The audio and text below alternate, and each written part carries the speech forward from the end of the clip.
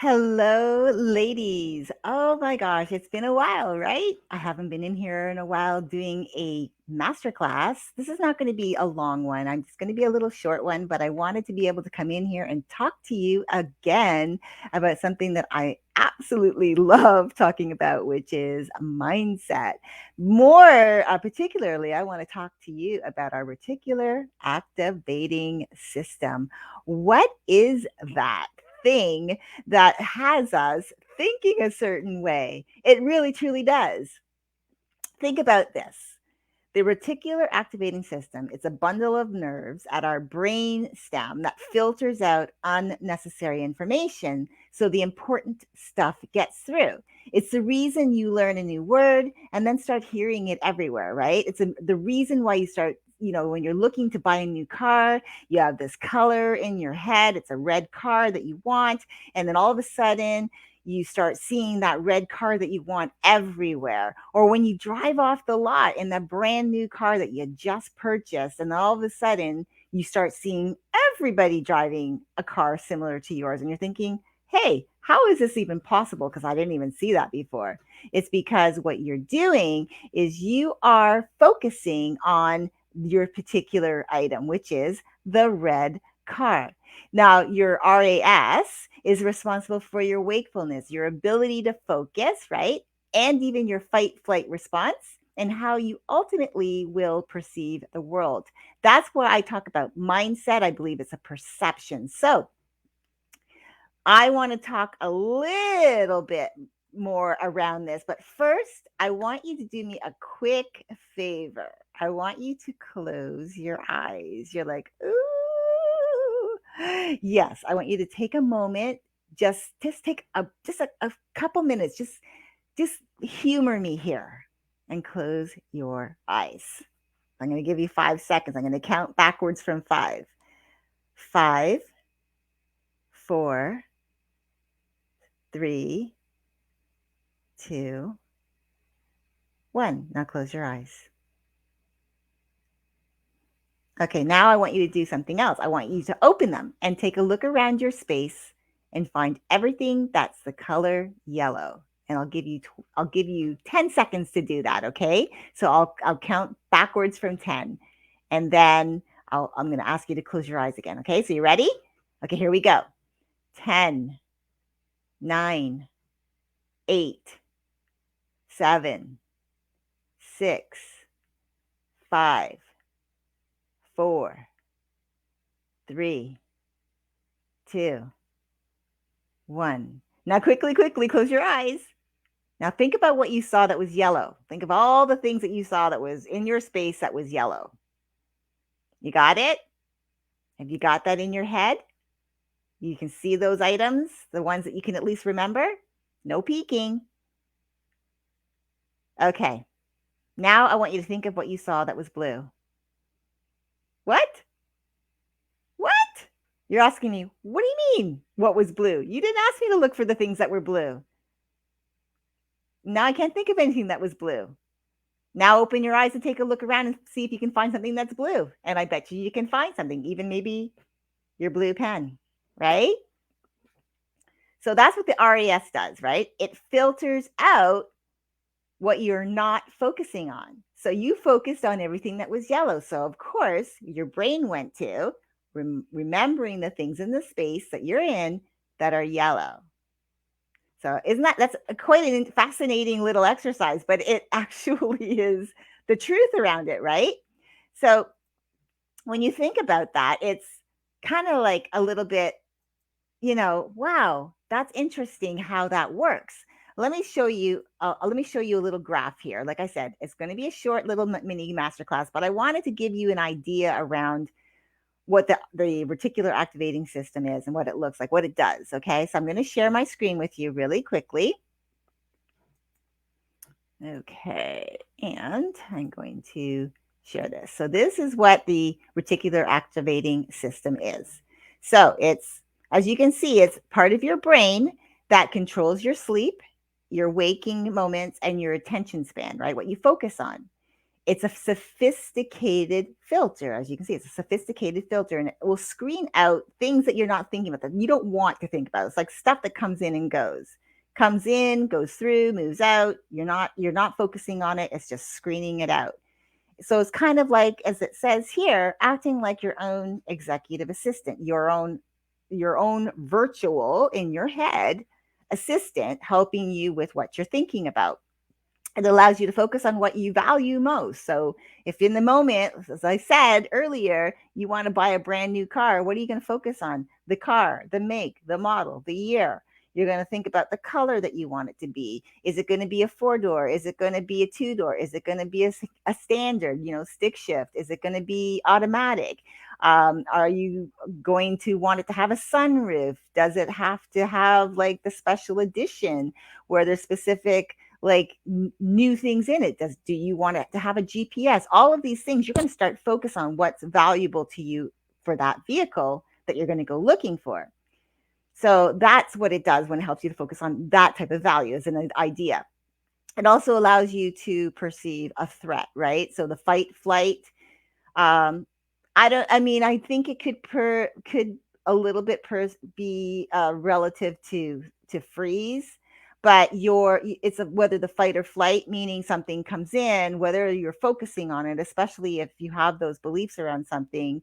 As an example, I used to be afraid of dogs. So when I was younger, so dog means threat, right?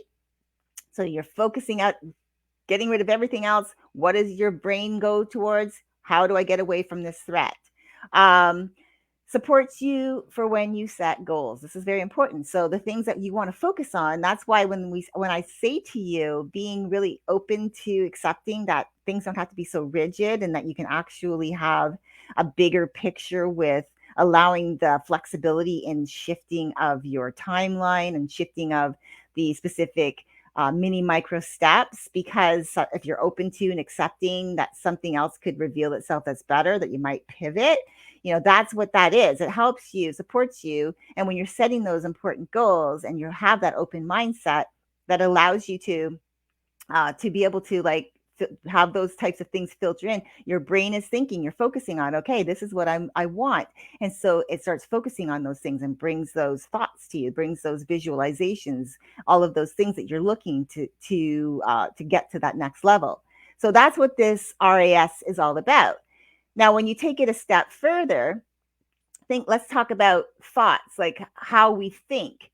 Um, how many thoughts that we think in a day. So we think, I believe the metrics from, let me just see if I can find the metrics here.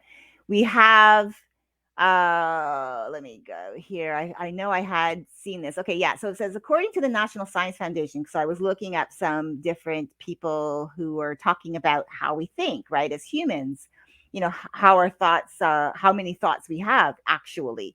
So we have, apparently an average person has about 12,000 to 60,000 thoughts per day.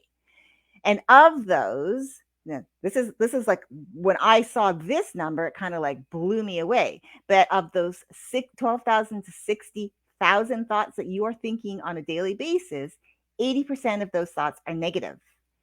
And here's an even more crazy thought around that.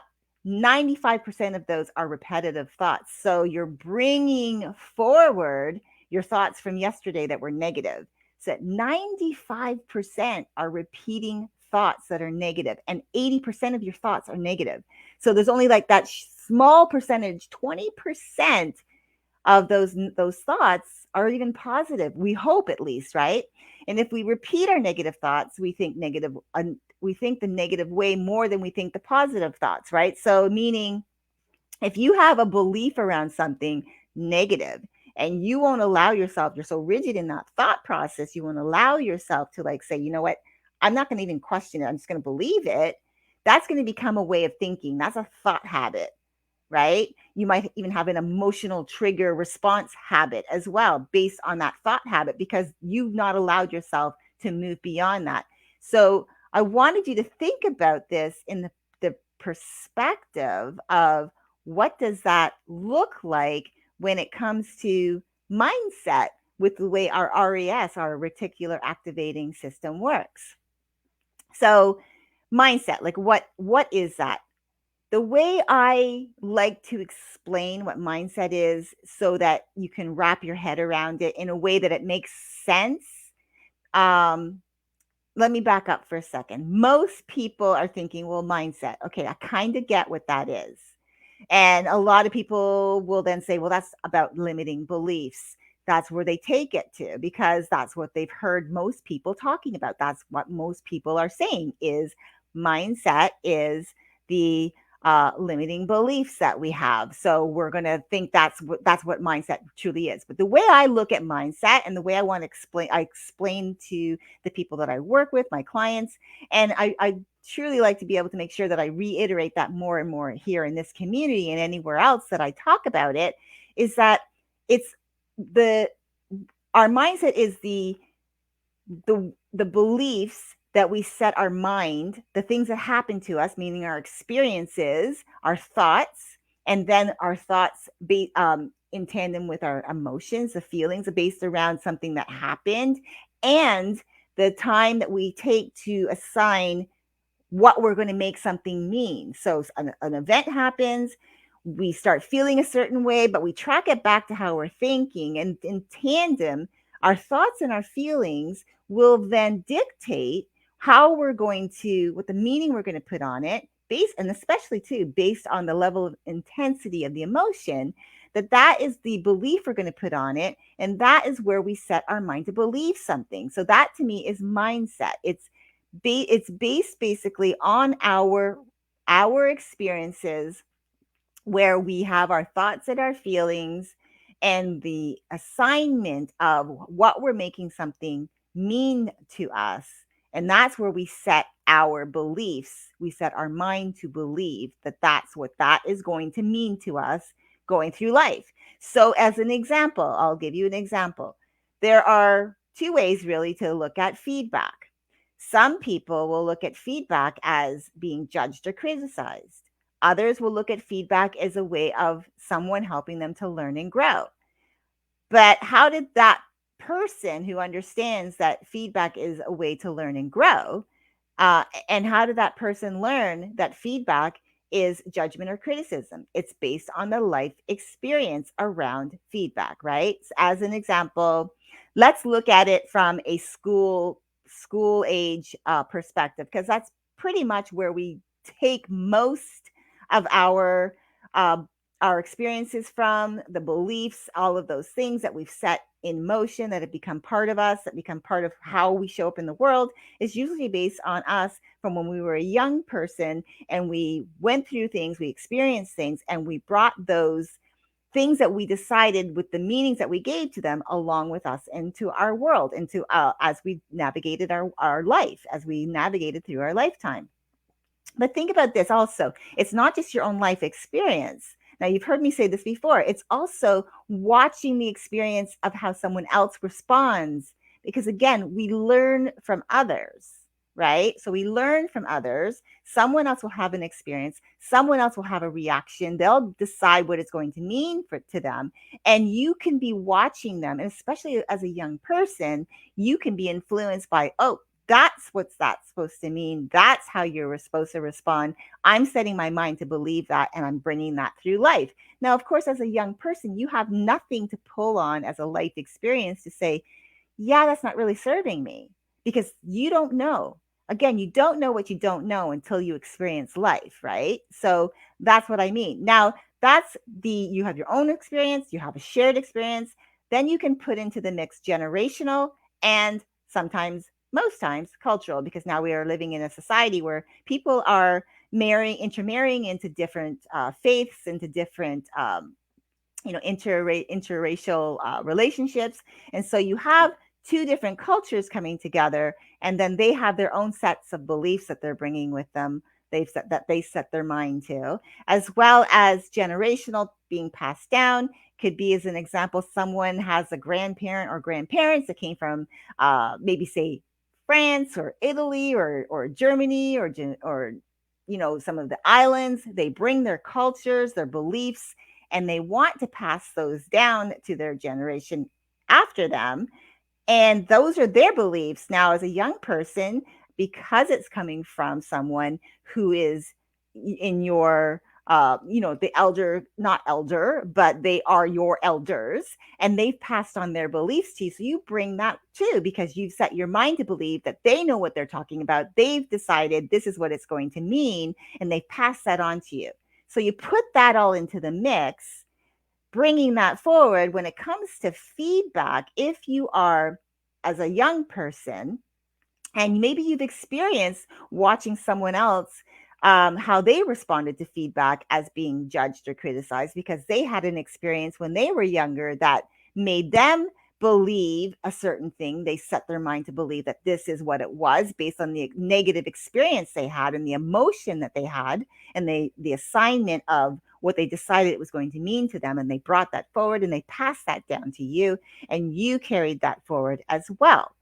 Another experience could be in school. You're in school, and I know in school I used to have to give presentations in front of my class, and I can imagine that could be nerve wracking for some people, if especially the experience is not positive. As an example, you might have said something you didn't mean to say. You may have missed something, and then started to flub your words and had to go back.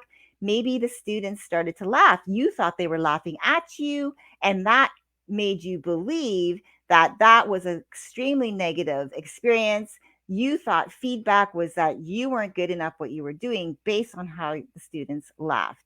Now, another example of feedback could be that you have, this is going to go from the positive to the negative, because I know a lot of people, a lot of women that I've come across in over the last 5 years, who've told me this.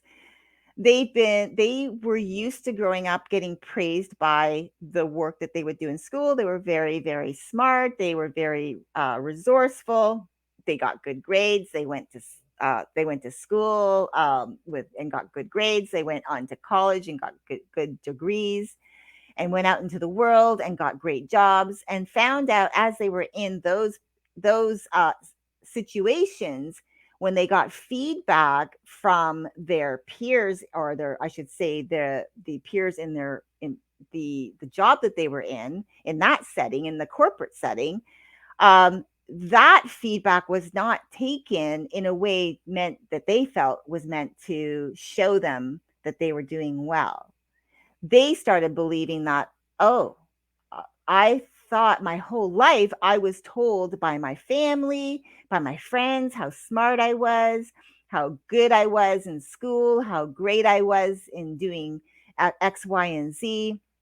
And now here I am in this setting, and I'm getting feedback that is, oh, if you did this, it would be better.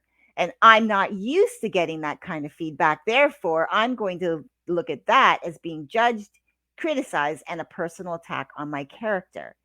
So it goes from being positive growing up, where they've had praise from their teachers, praise from their peers, praise from their parents, and maybe even their siblings, about how good they were doing whatever that is, what they were good at, whether they were good in school, whether we get all A's, whether they get a combination of A's and B's, but it was always high grades. They always had, good feedback. And then they get older and they experience their first non their first feedback that wasn't saying, hey, how great you are, you're amazing.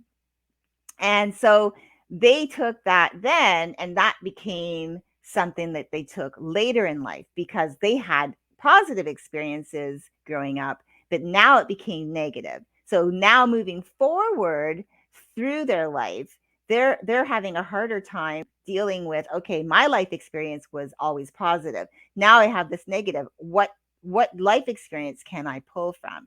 And it's really easy for you to move through this. And I'm going to give you a way to do that. I don't want to just leave you hanging thinking, okay, that's me and I'm trying to figure it out. So tell me, like, what can I do? So here's the thing. There are going to be people out there who are really going to be criticizing you and judging you. That's just how it's going to be. So I don't want you to believe that going through life, you will never be judged or criticized, because that's just human nature. And that, a lot of the time too, is people who are deflecting about their own insecurities onto others. So it's going to happen. However, it doesn't have to define you, because people are going to have their own opinions, and that's okay.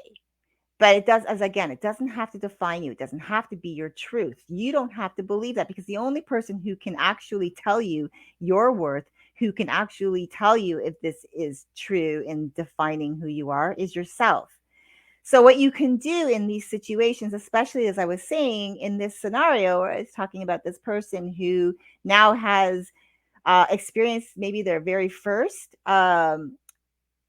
time of getting feedback that wasn't the positive feedback that they'd always been used to getting, is look at the situation that you're in. Because if you're in a situation where you're working for someone and they've given you a project to do, and now you're reviewing it, look at it as they're reviewing what you've done. They're not reviewing you as the person who did it. They're reviewing what you've done, and they're giving you feedback based on that to help you improve on what you did, not telling you that you need to improve on who you are.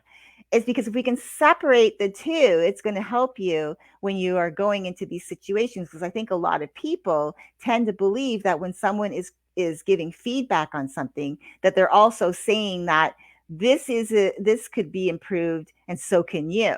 And it's not. Most of the time that is not the case.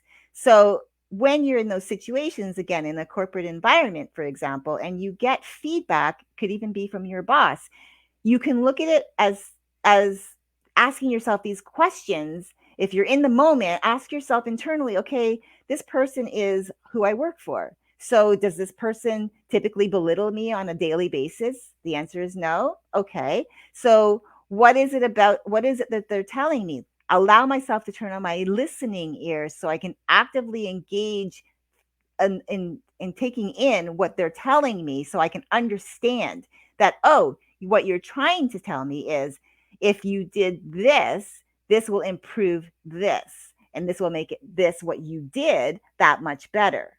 And it's not, has nothing to do with who you are as a human being. So if you can separate yourself, that would be what I would suggest. The other thing is this: it can be really super scary to get back up again, especially when you feel like someone's taken, uh, an axe and cut you off at the knees because they've criticized or judged something that you've done, if it truly is coming from a place of criticism or judgment. But you have the ability to decide if it's going to mean that which you are going to believe it to be, because again, it's what you're going to set your mind to believe based on how you're feeling and you're thinking. And so if your thoughts are saying, well, they said that this isn't good, they started saying that I wasn't good, that I didn't know what I was talking about, or that it didn't sound right, or something happened. It's up to you to decide whether or not you're going to allow that to define you, because they can't define you, only you can. So again, get really clear about what it is that's being said to you by allowing yourself to turn on your active listening, right? Really listen before you respond. Not listen to respond, but listen before you respond, so that you can understand and get a better understanding of what it is that's being told to you, so you can separate yourself out from the equation, that it's not about you, it's about the thing, right? And I learned that really, I've had a couple of experiences, but one stands out to me really the most. I was working for a lawyer in Vancouver, and he was super hard. I felt like he was very, very particular. I was working as, I was filling in for his assistant who was on maternity leave, and I learned everything that I needed to learn, but there was more to learn on the job, and that's just how things are. But what I found was really hard was that, sometimes I didn't understand. And one day he said to me, and I'll never forget it, because it really changed everything from how I moved forward from that day. And he said these words. He said, "I want you to listen first to what I say, and then repeat it back to me so that I know you understood the instruction, and then write it down. And it was powerful for me to hear that, because what you focus on the most is, again, if I was listening to respond, or if I was listening and writing it down, I'm not really taking it all in. And so I really, really appreciated that remark. At first, I felt a little cut, but then I realized, no, this is actually a really good tip. So he said to me to listen first, and then repeat it back, and then write it down, so that he knew I understood, and so that I knew that I understood. And it was powerful for me, and I'll never forget it, because I realized that was a really good learning moment. I could have taken that feedback as a personal attack on myself, but it wasn't. It had nothing to do with me as a human being. It was everything to do with the job that I had been hired to do. And that was it. So if that's you, I want you to think about mindset for a minute and how you think. What are some of the beliefs that you've brought forward? Meaning some of the things that you set your mind to believe, whether it's your own experiences that you've decided to bring forward as your own truth. I'm going to stop the sharing now. Is that something that you brought forward as your own truth? And you've brought that and said, this is what I believe. This is who I am. It's what I believe. And yet you're not happy about it, but you're not sure how to get out of it? Or is it based on the experience of someone else? You watched other people, how they responded to specific things that are now what you decided, oh, that's how you respond, because that's what it means. Like they pass that down to you based on watching them, sharing in that experience. Or maybe it's a generational thing or a cultural thing that got passed down to you. Like you believe this is the only way. You know, one of the things I know that gets passed down is that, cultural families want their children to marry within their own culture.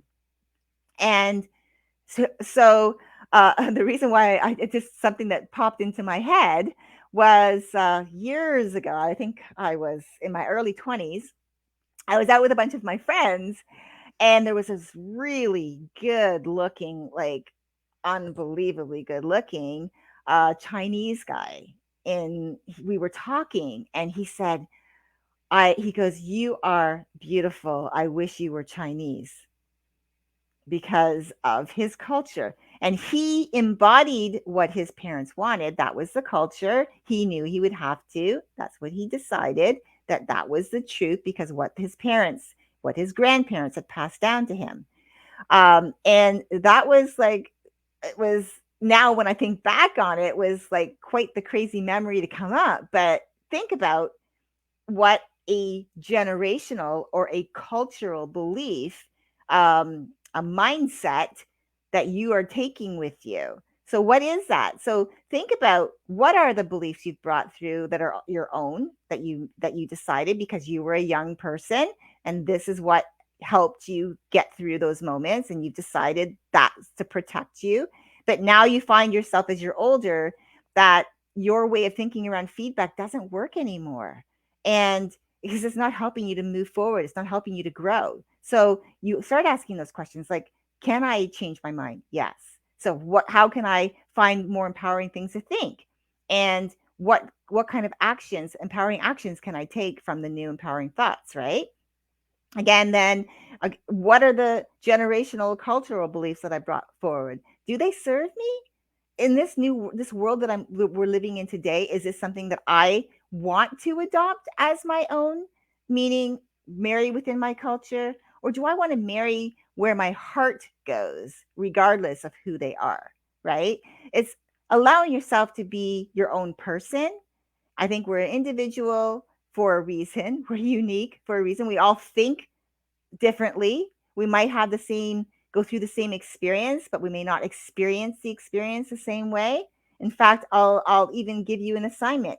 Ask your brothers and sisters, if you have brothers and sisters, something that just remember something that happened as you grew up, and ask your sibling or siblings, what their experience, what they remember about that experience. And I'll bet you will not get the same response as your experience, because we all perceive things differently, because we're unique, we're individual for a reason. And I think that's amazing. I think it's great that we're all individual and different. So think about where those beliefs are coming from, and then go a step further and think about like what you focus on. So maybe you want to change, right? So decide today, I want to shift away from that as being my belief. So what do I want that to be instead? And decide it's going to be this. So then you are allowing your reticular activating system to turn itself on and start finding you supporting evidence to help you move into that, so that it becomes more of a habit, of a positive habit that serves you. And again, there's that the numbers like kind of blow me away when you think about the percentage of how many thoughts we actually think a day. And of those thoughts, the high percentage of what we think are negative and they're carried forward with us, repeating them, is something to really be to think about. Like, wow, when you think about those numbers, is that me? Right? You can ask yourself, is that how I am? What do I want to focus on? And how do I want my life to be? See, for me, becoming aware of how I think and feel has been powerful, because I mean, in the beginning, it wasn't. I'll just be transparent. I wasn't happy about it because I was then finding myself, catching myself in those moments. But over time, it's been powerful, because when you become more consciously aware of how you think and feel, how they are in tandem, and those, how you in turn take those to then decide what you're going to make something mean, it's powerful to be able to stop yourself and say, I don't have to make it mean that. It doesn't have to mean that. I can actually decide something differently because it's within my power, and I can find empowering evidence, and I will use that to focus on, because where your focus goes, your focus grows, right?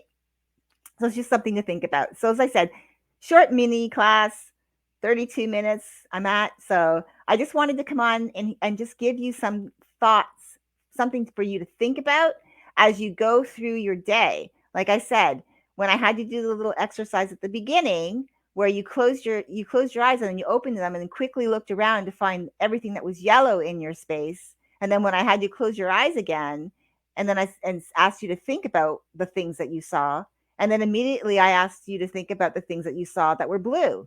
Well, I didn't ask you to focus on blue, but because I asked you to focus on yellow, that's where your focus went. And those are the things that you found.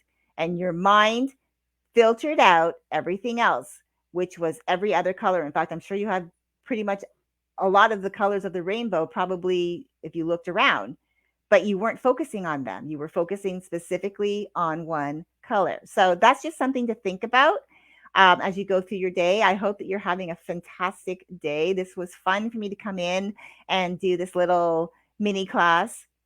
Listen, um, if you're looking for something more, like you just want to like think, you want to really dive into how your mind works and start building support systems around you that will support you to be more consciously aware of how you think, so that you can be more positive in the way you think, then I can help you with that. I do have a program. It's a 6-month container, so I want to be transparent around that right now. But it does dive in. The first beginning of it is starts with mindset, because it is so important, because everything else that you do in life will be based on how you think and you feel. And if you don't deal with those things, then everything that you do in life is going to get interrupted, but based on how you think and feel, based on all of the trigger moments that happen within your day. And when you are better equipped to manage those moments, that's when you can stay focused on what you're doing for the rest of the day, for the rest of your life. So if you're interested in hopping on a call with me, a quick 30-minute call to talk about what that could look like for you coming into the program, then DM me or comment below that you would like to set up a call with me, and we can do that. But again, it's the first chunk of it is majorly into mindset work, and then the foundational pieces around self-love, and connectivity, connection with other people, and how you use your time. Very important. So, I hope that you enjoyed today. I hope that you're having a fantastic day. Remember to navigate your day with an attitude of gratitude, because with the right attitude, it will put you in the right mindset for when life throws her curveballs or puts up those roadblocks in your way. You'll be in a better place to manage your emotional trigger moments. Remember, what you're thinking is going to influence how you're feeling, and how you're feeling and thinking is going to set your mind to believe something, and that's how you're going to respond from that place. So, your beliefs, and they do influence your thoughts and your emotions, which in turn dictate your thoughts and feelings, which then provide you with the results that you may or may not want to happen. So that's something also for you to think about. All right, ladies, I will see you all again soon. Have a great rest of your day.